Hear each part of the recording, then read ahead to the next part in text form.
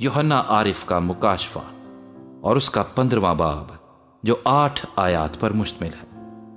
پھر میں نے آسمان پر ایک اور بڑا اور عجیب نشان یعنی 7 فرشتے 7 پچھلی آفتوں کو لیے ہوئے دیکھے، کیونکہ ان آفتوں پر خدا کا قہر ختم ہو گیا ہے۔ پھر میں نے شیشے کا سا ایک سمندر دیکھا جس میں آگ ملی ہوئی تھی، اور جو اس حیوان اور اس کے بت اور اس کے نام کے عدد پر غالب آئے تھے، ان کو اس شیشے کے سمندر کے پاس خدا کی بربتیں لیے کھڑے ہوئے دیکھا، اور وہ خدا کے بندہ موسیٰ کا گیت اور برے کا گیت گا گا کر کہتے تھے: اے خداوند خدا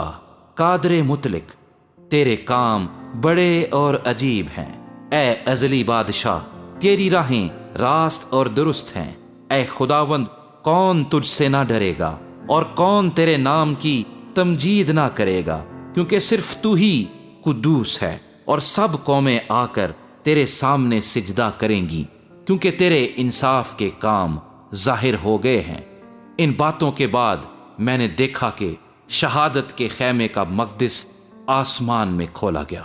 اور وہ 7 فرشتے جن کے پاس 7 آفتیں تھیں، آبدار اور چمکدار جواہر سے آراستہ اور سینوں پر سنہری سینہ بند باندھے ہوئے مقدس سے نکلے، اور ان 4 جانداروں میں سے ایک نے 7 سونے کے پیالے عبدالآباد زندہ رہنے والے خدا کے قہر سے بھرے ہوئے ان 7 فرشتوں کو دیے،